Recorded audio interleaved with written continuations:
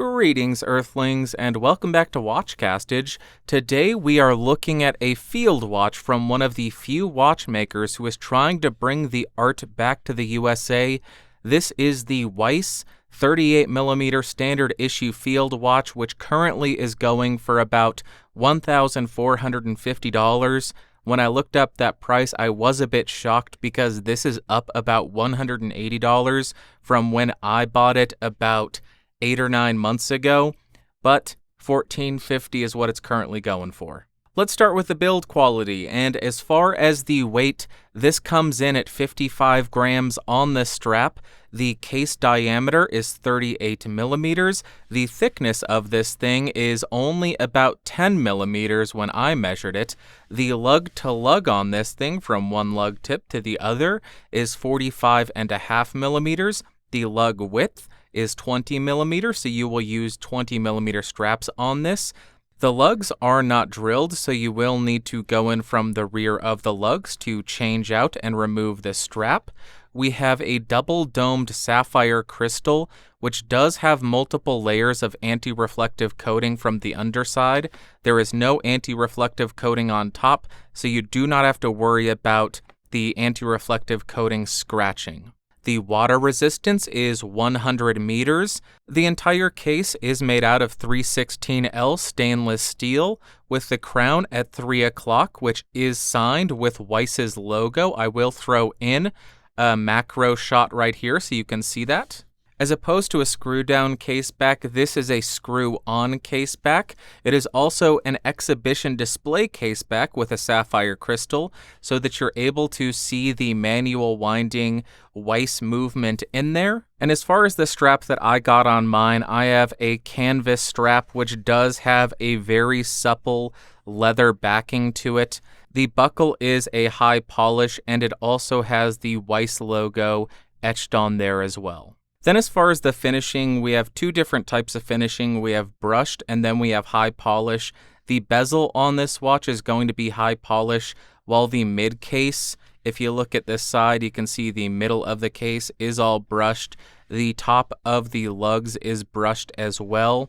And then when you get down to the bottom, the screw-on caseback, the side of that is high polish as well. But the entire middle of the case is going to be brushed. Then when we look at the dial, this is the black dial, and everything on here is going to be printed on. When we look at the exterior of the dial, we have a 60-minute track around the outside, Arabic hour markers just on the inside of that.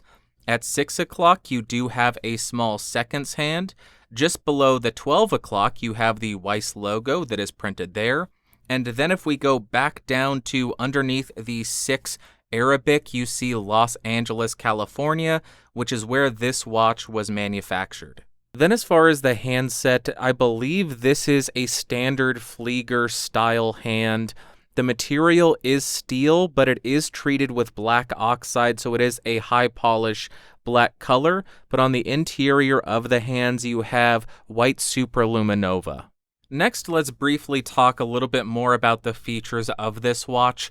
As far as the movement, this is what Cameron Weiss calls the Caliber 1004. This is an ETA 7001 base, but it is hand-finished and hand-assembled in the US by Cameron Weiss, if I'm not mistaken.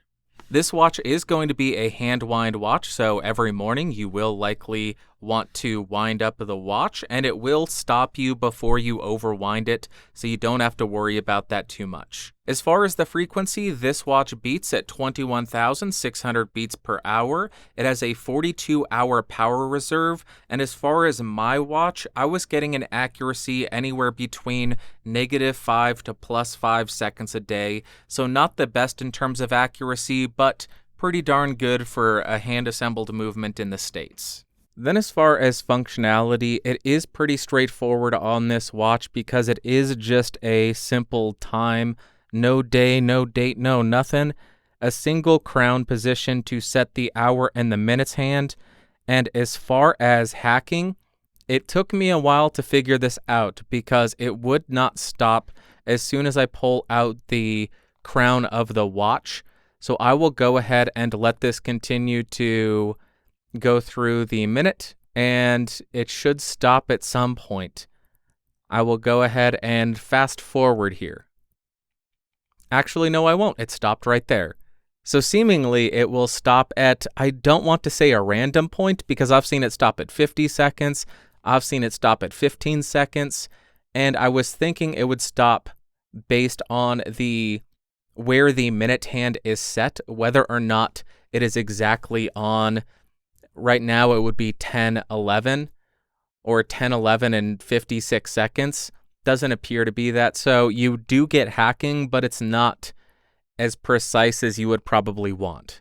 Now let's do a very quick Lume test. So you can see we do only have Lume on the hour and the minutes hand.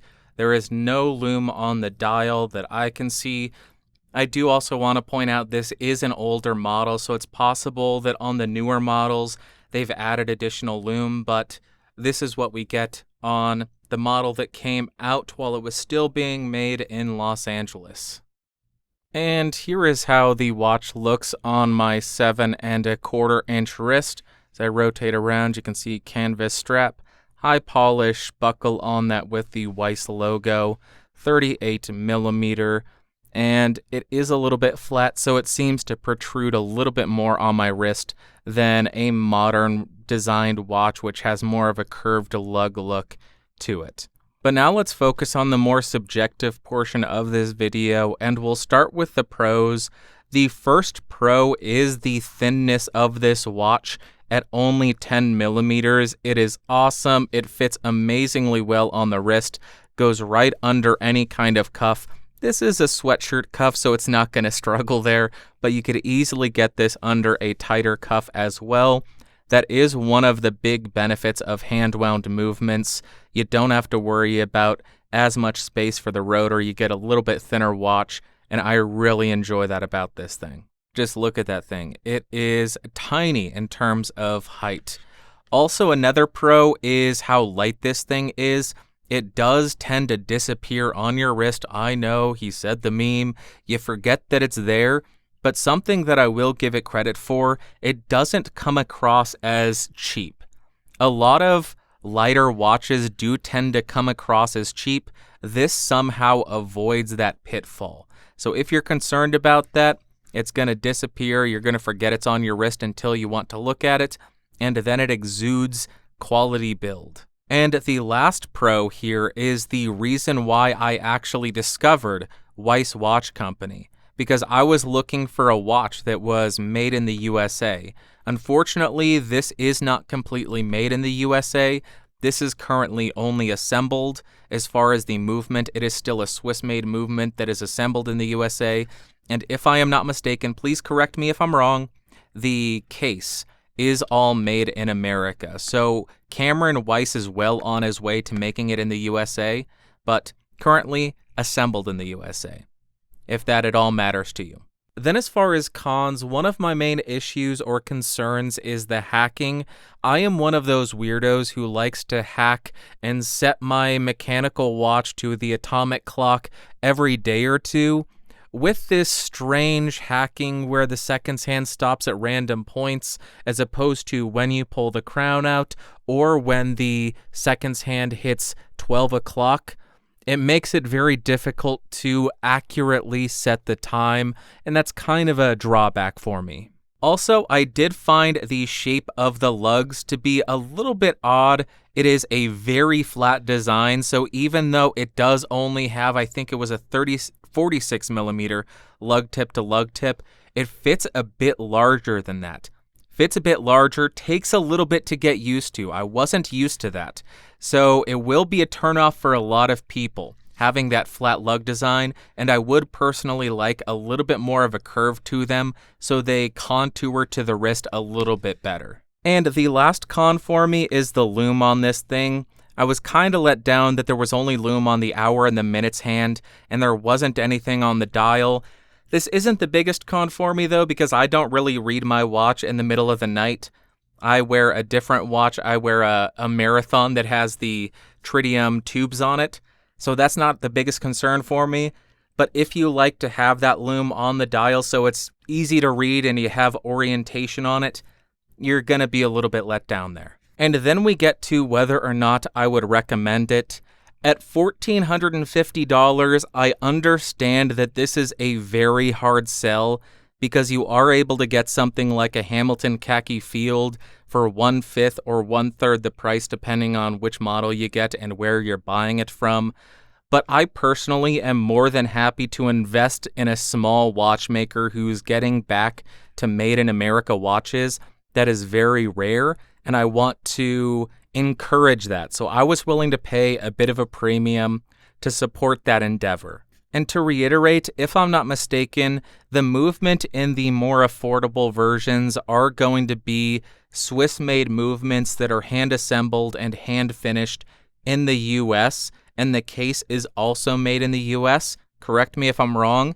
If you did want to get a full Made in America case and Made in America movement, you would have had to get the limited edition 100 limited run Made in the USA, but that is out of stock, and it was $2,800 as well, so a bit out of my price range. But if you are somebody who is looking to get a field watch and you want to contribute to a watchmaker who is trying to build up to making a full Made in the US watch, then I think it's absolutely worth it because I think this is a beautiful watch. I think it's a great step forward, and I cannot wait to see what Weiss Watch Company and Cameron Weiss do in the future with future models and updates to this thing. So I think that's pretty much all that I have to say about this. I would love to know what you think of this watch.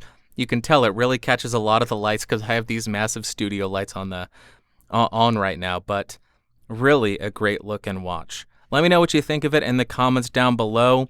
I have some really cool watches coming up in the next couple of months. So if you are interested in that, go ahead and subscribe, and I will talk to you all on a later date. Thanks for watching. No pun intended. Bye.